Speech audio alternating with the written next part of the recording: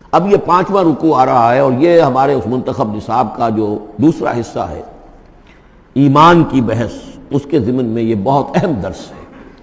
اور یہ آیت نمبر 35 جو آ رہی ہے، یہ قرآن مجید کی عظیم ترین آیات میں سے ہے۔ اس سورہ مبارکہ کی بھی آیت نمبر 35 اور سورہ احزاب میں بھی بالکل ٹھیک یہی نمبر، آیت نمبر 35 آپ کو ملے گی۔ یہ ایمان پر اور وہ اسلام کی کیفیات پر قرآن مجید کی عظیم ترین آیات ہیں۔ اللہ نور السماوات والارض، اللہ آسمانوں اور زمین کا نور ہے۔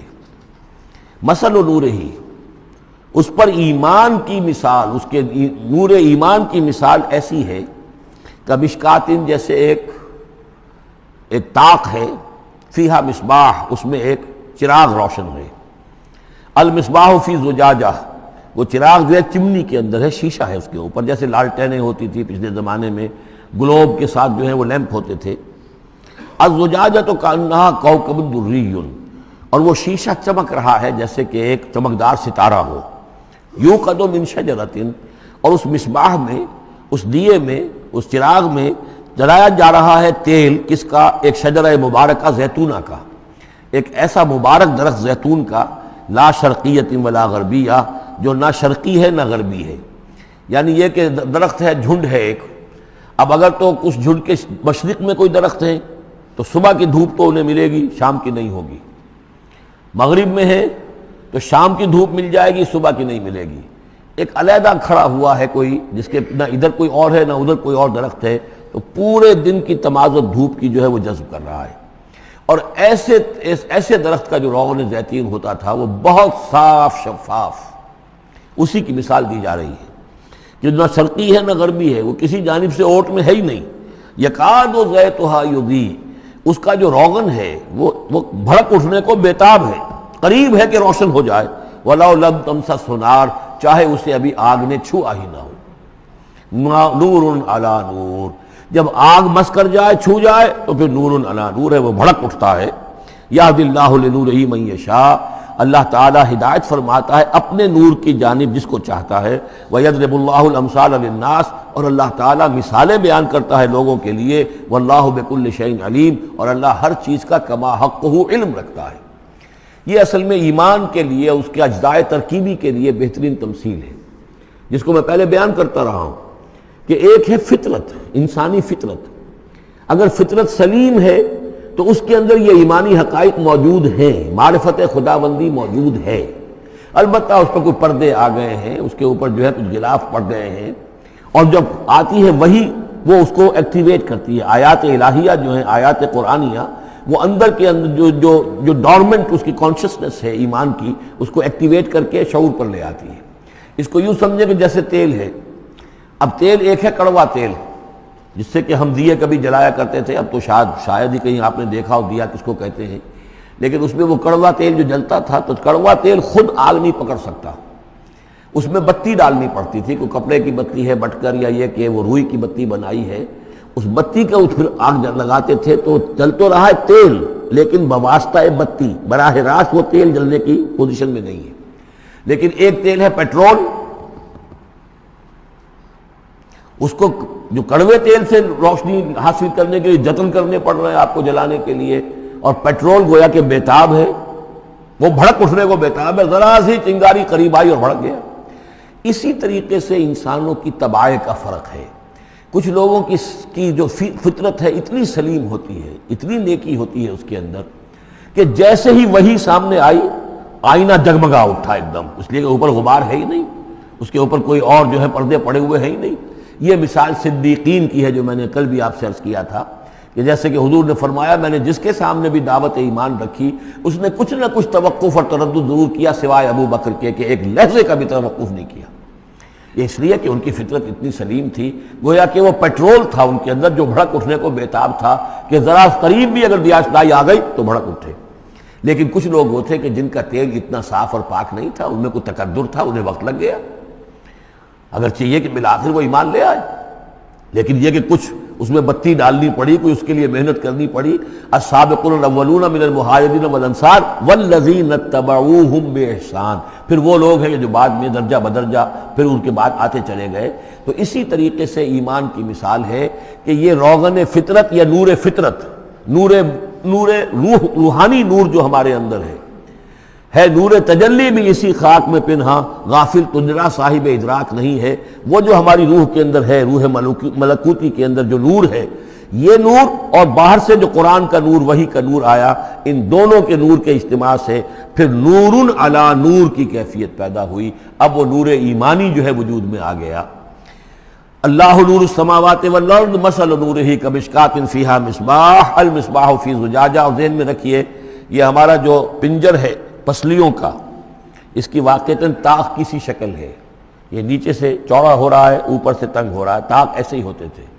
ڈائفرام جو ہے وہ اس طاق کا گویا کہ فلور ہے، جو ہمارے ایبڈومینل کیویٹی کو چیسٹ کیویٹی سے علیحدہ کرنے والا عضو ہے، اور دل رکھا ہوا ہے اس کے اوپر، یہ گویا کہ چراغ ہے۔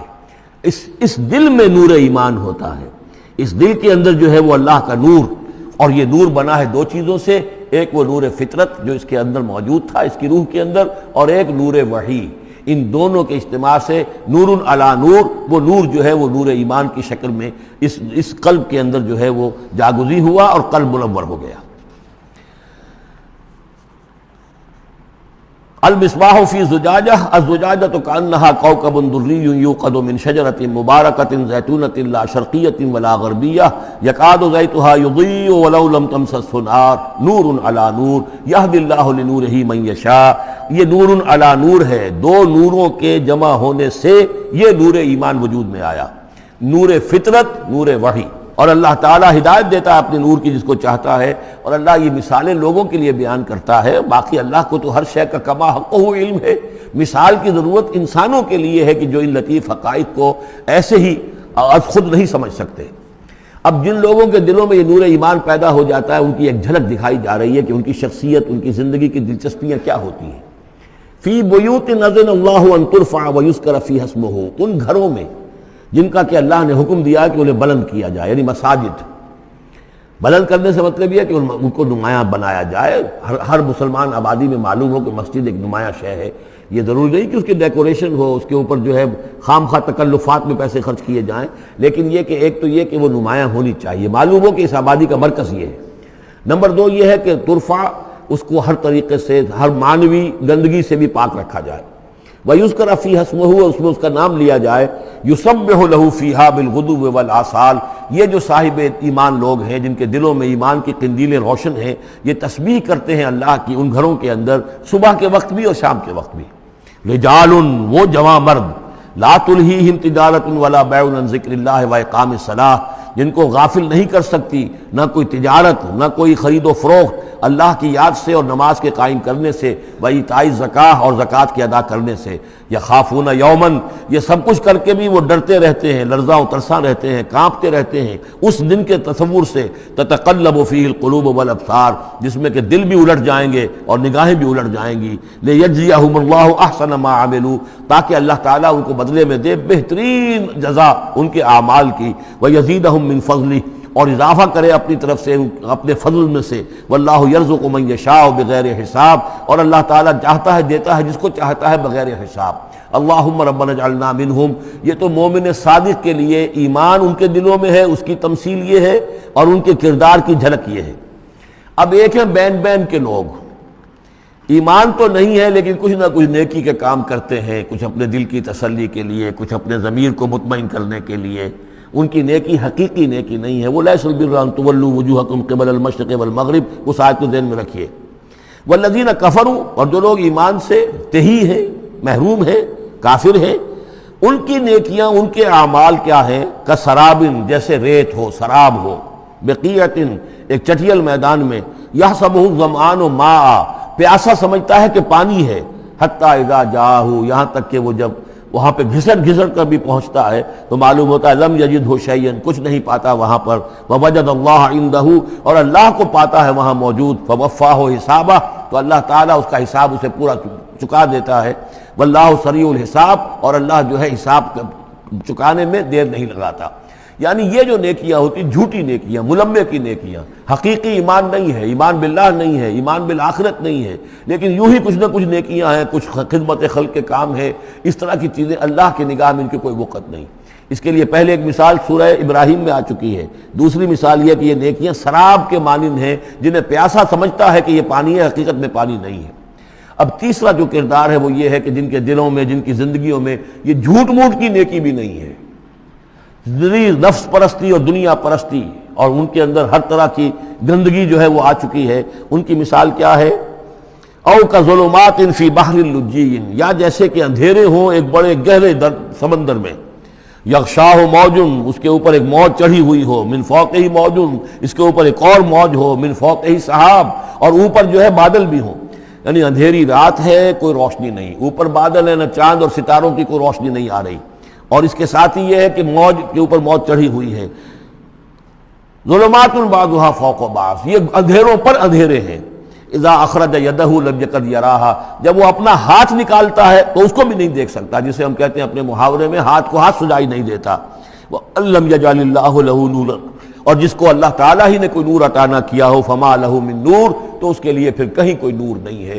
یہ وہ لوگ ہیں کہ جن کی زندگیاں کسی ملمے کی نیکی سے بھی خالی ہیں، اندھیارے ہی اندھیارے ہیں، ظلمات فوق بعضها فوق بعض۔ بارک اللہ لی ولکم فی القرآن العظیم ونفعنی وإیاکم بالآیات والذکر الحکیم۔